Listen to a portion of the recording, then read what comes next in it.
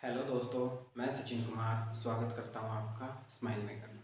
दोस्तों, हमने पिछली क्लास में पढ़ा था प्रकाश, यानी कि प्रकाश किसे कहते हैं। प्रकाश एक कारक है जिसके कारण हम वस्तुओं को देख सकते हैं। ये पढ़ा था हमने। प्रकाश के स्रोत पढ़ा था, प्रकाश को प्रकीर्णन, हमने प्रदीप्त अप्रदीप्त वस्तुएं पढ़ा था। ठीक है बच्चों, आज हम पढ़ेंगे क्या, प्रकाश का परावर्तन, रिफ्लेक्शन ऑफ लाइट। ठीक है बच्चों, प्रकाश का परावर्तन यानी कि परावर्तन होता क्या है, परावर्तन कहते किसे। बच्चों एक एग्जांपल के थ्रू समझते हैं। बच्चों कोई व्यक्ति है, सुबह सुबह उठा, ठीक है। सबसे पहले हम सुबह सुबह किस चीज को देखते हैं, एक मिरर यानी कि एक शीशे। ठीक है बच्चों, ये हमने इसको देखना स्टार्ट किया।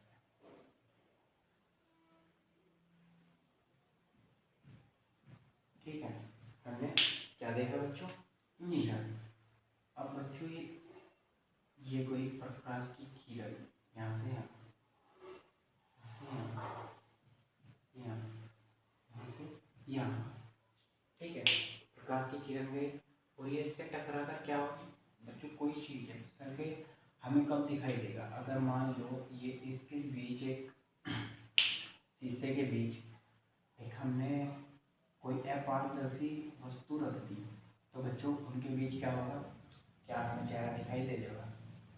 बताओ बच्चों, देख हमें चेहरा दिखाई दे जाएगा। अगर मैं आपके पास ये रख दूँ, अभी आपको मेरा चेहरा तो दिखाई नहीं दे रहा होगा क्योंकि रिफ्लेक्शन नहीं पड़ रहा है। क्या नहीं पड़ रहा है, रिफ्लेक्शन।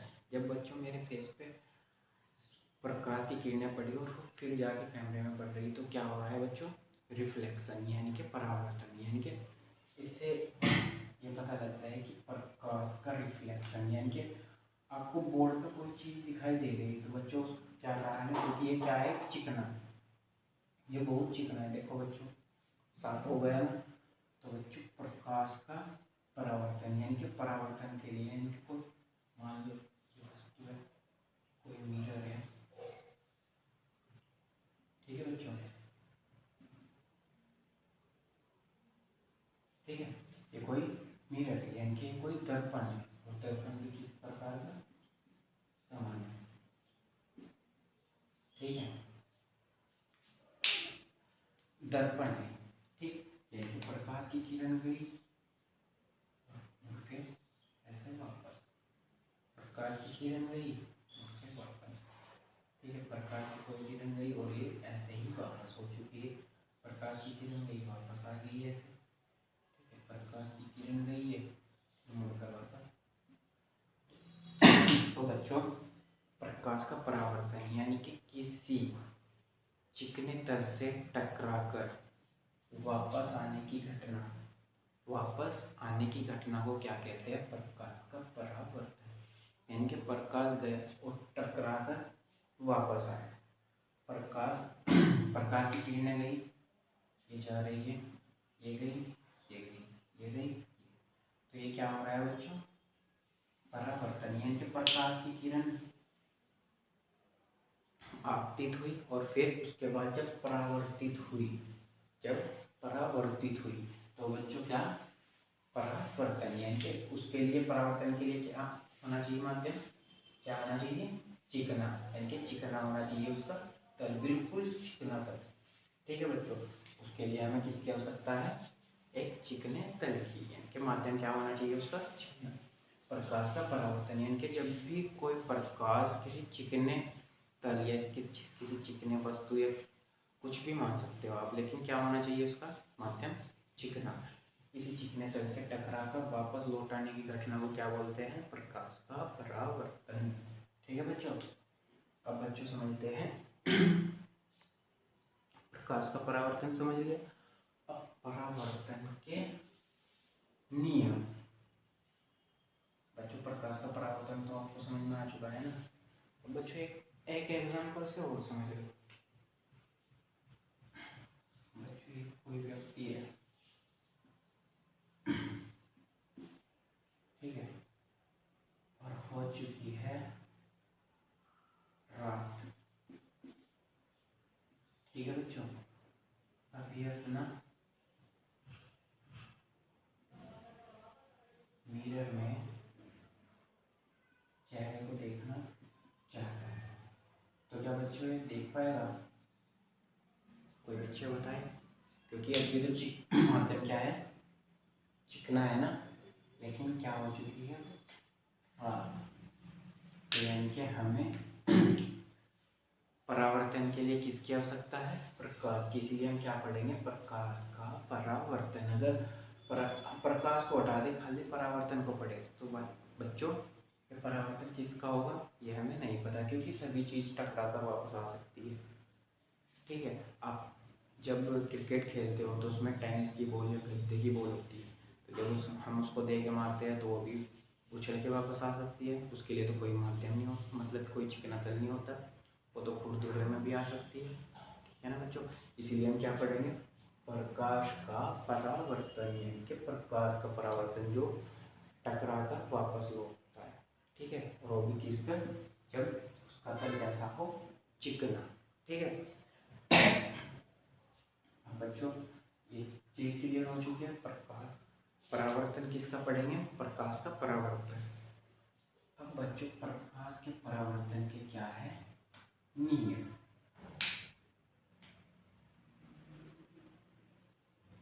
परावर्तन के नियम। ठीक है बच्चों,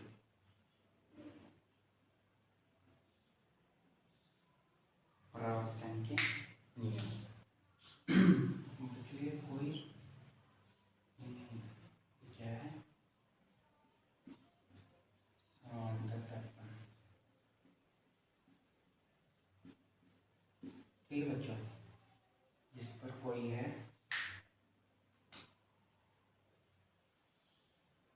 अभिलंब,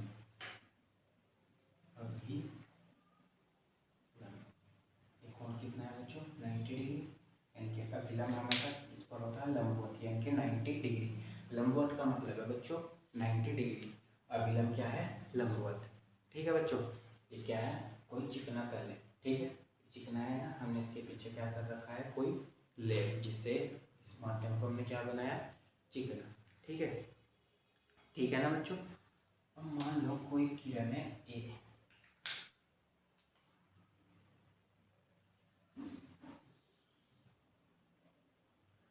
किरण का नाम है ए, ये इस माध्यम में है। ठीक है बच्चों, अभिलंब और ये कोई किरण आई, आने वाली किरण को क्या बोलते हैं बच्चों? आपतित किरण। इसको क्या बोलते हैं? आपतित किरण। ठीक है बच्चों, इसको क्या बोलते हैं? आपतित किरण। ठीक है, और ये टकराने के बाद कहाँ पे जाएगी बच्चों? वापस आएगी या नीचे जाएगी? तो बच्चों ये वापस, यानी कि क्या हो चुकी है? परावर्तित, और इसका नाम है बी। ठीक है, ये क्या हो चुकी है? टकराने के बाद किरण का नाम परावर्तित किरण। ठीक है बच्चों, हमने अब तक 3 चीज पढ़ी। अभिलंब, ठीक है बच्चों, अभिलंब क्या है? 90 डिग्री। कोई किरण है ए, आने वाली किरण को क्या बोलते हैं? आपतित किरण। टकराई इस बिंदु से, इस बिंदु के बाद टकराने के बाद ये क्या हो चुकी है? परावर्तित किरण, यानी कि इसका नाम क्या है? परावर्तित किरण। ये बिंदु है सी। ठीक है बच्चों, ये बिंदु है सी। अब देखो आपतित किरण और अभिलंब के बीच, आपतित किरण और अभिलंब के बीच इस बने कोण को क्या बोलते हैं? कोई बच्चा बता सकता है? के बीच बनेगा आपतन कोण। क्या बच्चों? आपतन कोण। ठीक है, आपतित किरण और अभिलंब के बीच कौन सा कोण? आपतन कोण। बच्चों परावर्तित किरण और अभिलंब के बीच कौन सा कोण बनेगा? परावर्तन कोण। क्या बच्चों? परावर्तन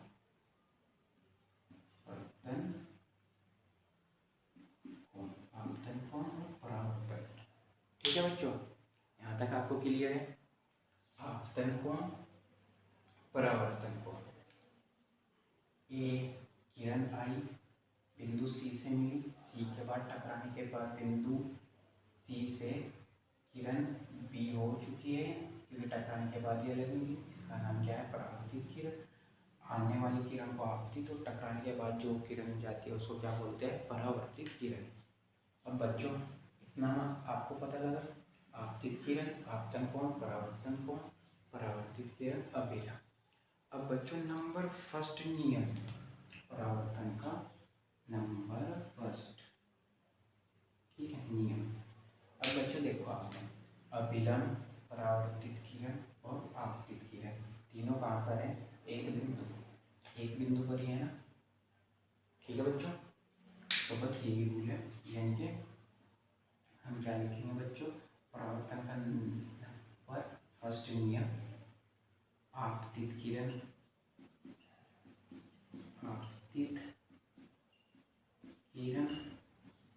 कॉमा अभिलंब तथा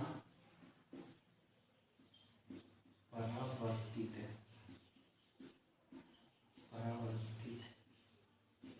किरण तीनों एक ही तल में स्थित होते हैं। बच्चों आपको क्लियर हुआ होगा? आपतित किरण ये, अभिलंब ये तथा परावर्तित किरण ये तीनों एक ही तल में स्थित होते हैं, यानी कि इसी तल में स्थित है। आपतित किरण है, अभिलंब भी है और परावर्तित किरण भी। नंबर फर्स्ट नियम परावर्तन कोण का, ठीक है बच्चों। अब नंबर सेकंड नियम, ये कौन है?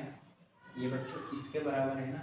अभी बच्चों मैंने कुछ इसकी दूरी चौड़ी कर चुकी है और इसकी नहीं, तो बच्चों इसका सेकंड नियम है आपतन कोण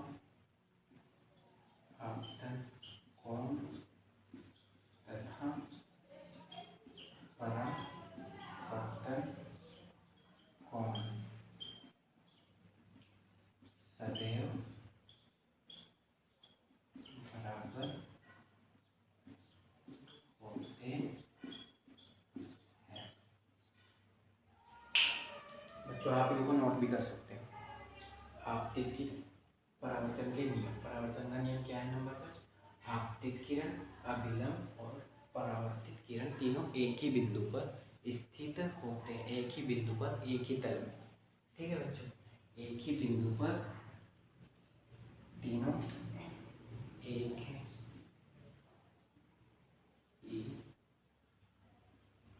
बिंदु एक ही तल में स्थित होते हैं। नंबर सेकंड नियम आपतन कोण तथा परावर्तन कोण सदैव बराबर होते हैं। अगर ये दोनों शर्तें हमारी मैच हो रही है तो क्या हो रहा है बच्चों? प्रकाश का परावर्तन। अगर बच्चों दोनों शर्तों में से कोई भी एक शर्त नहीं लागू हो रही है तो क्या होगा बच्चों? तो वो प्रकाश का परावर्तन नहीं होगा। प्रकाश के परावर्तन के लिए इन दो शर्तों का लागू होना बहुत जरूरी है। नंबर फर्स्ट, अभिलंब, परावर्तित और आपतित किरण तीनों एक ही तल में एक ही बिंदु पर स्थित होनी चाहिए, ठीक है बच्चों। नंबर सेकंड, आपतन कोण तथा परावर्तन कोण सदैव क्या होना चाहिए? बराबर, ठीक है बच्चों। आपको इतना समझ में आया होगा, ठीक है। आप इसको नोट भी कर सकते हो, ठीक है बच्चों।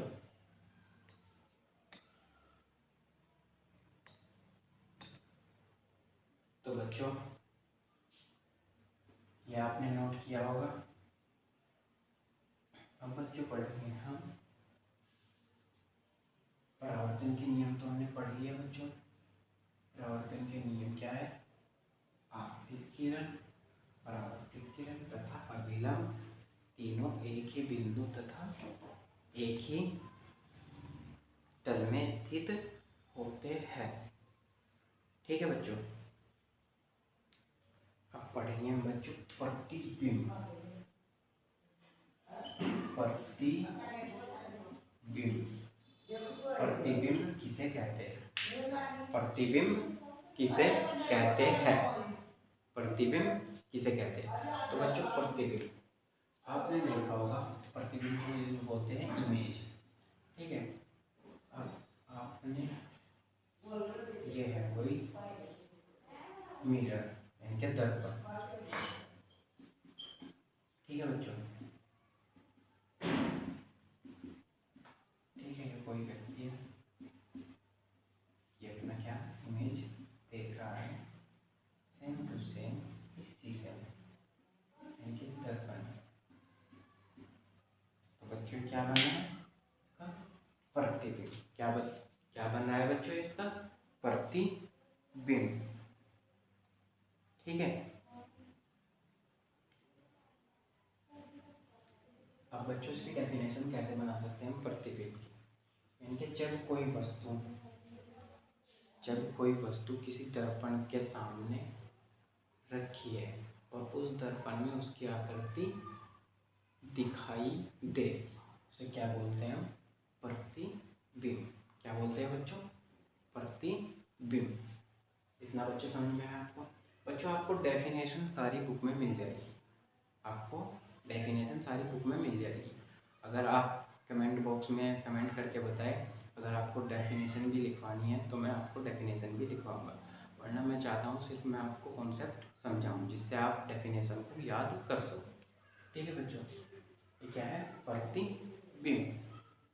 प्रतिबिंब समझ में आया, यानी कि वस्तु आकृति जिसमें वह वस्तु दिखाई दे, उस आकृति को क्या बोलते हैं? प्रतिबिंब। ठीक है बच्चों, प्रतिबिंब कितने प्रकार का होता है बच्चों? प्रतिबिंब होता है दो प्रकार का। नंबर फर्स्ट होगा वास्तविक प्रतिबिंब। नंबर फर्स्ट होगा वास्तविक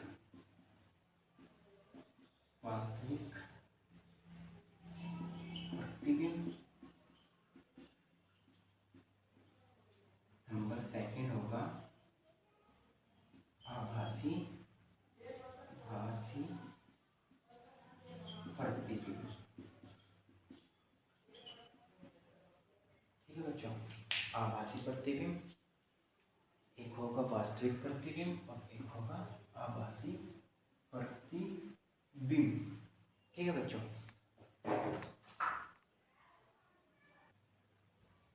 वास्तविक प्रतिबिंब। बच्चों वास्तविक प्रतिबिंब क्या होता है? बच्चों कोई इमेज है, आप समझो ये कोई मिरर है। ठीक है बच्चों, ठीक है, और ये कोई व्यक्ति यहाँ पर खड़ा है। अब बच्चों प्रकाश की किरण यहाँ से गई, यहाँ पे गई, टकराने के बाद ये परावर्तन का नियम क्या है बच्चों? ये यहाँ से गई, ये ऐसे जाएगी, ठीक है, या ऐसे जाएगी, यहाँ से भी गई, ये भी ऐसे जाएगी और ऐसे, ठीक है, ये यहाँ से जाएगी ऐसे, ये ऐसे, ये ऐसे, ये इस प्रकार से।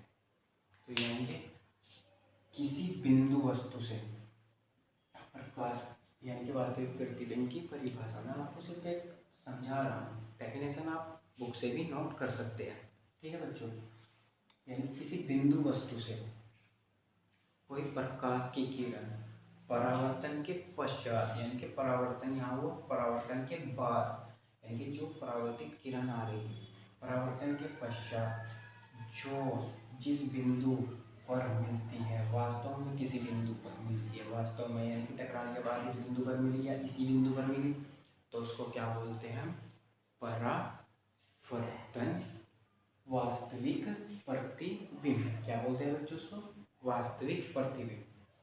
अब इसकी डेफिनेशन क्या है बच्चों वास्तविक प्रतिबिंब की? यानी कि किसी बिंदु वस्तु से कोई प्रकाश की किरण परावर्तन के पश्चात वास्तव में किसी बिंदु से मिलती है तो उसको हम क्या बोलते हैं? वास्तविक प्रतिबिंब। इसको पर्दे पर प्राप्त किया जा सकता है, इसको पर्दे पर प्राप्त किया जा सकता है, इस इमेज को, वास्तविक इमेज को। वास्तविक इमेज को पर्दे पर प्राप्त किया जा सकता है। ठीक है बच्चों नेक्स्ट करेंगे आभासी प्रतिबिंब।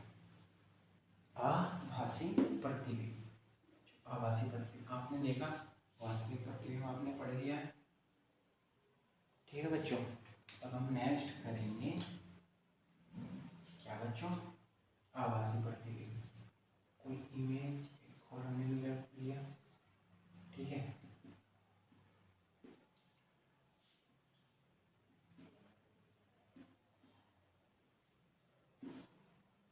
ठीक है, आपके कोई कैमरा है बच्चों, ठीक है, ये कैमरा है, ठीक है। एक प्रकाश की किरण बच्चों इससे गई, तो बच्चों इससे पार तो होने की नहीं, क्योंकि टकरा कर क्या आ जाएगी, वापस आ जाएगी। ठीक है, लेकिन इस कैमरे को क्या लगेगा, इससे इस प्रकाश की किरण आती हुई प्रतीत होगी, आती हुई प्रतीत, यानी कि पार नहीं होगी, वास्तव में टकराएगी नहीं। वास्तव में कैमरे से टकराती थोड़ा ही है। अब बताओ, आप मैं कैमरे के सामने हूँ, सिर्फ आपको आती हुई प्रतीत दे रही है, आती हुई प्रतीत है, यानी कि जैसा मैं बोल रहा हूँ आपको सब कुछ सेम दिख रहा है, सिर्फ ये क्या हो रहा है, आती हुई प्रतीत। यानी कि इसकी डेफिनेशन होगी, कोई किसी बिंदु वस्तु से प्रकाश की किरण परावर्तन के पश्चात, यानी कि शीशे होता है ना कैमरे में, शीशे टकराने के पश्चात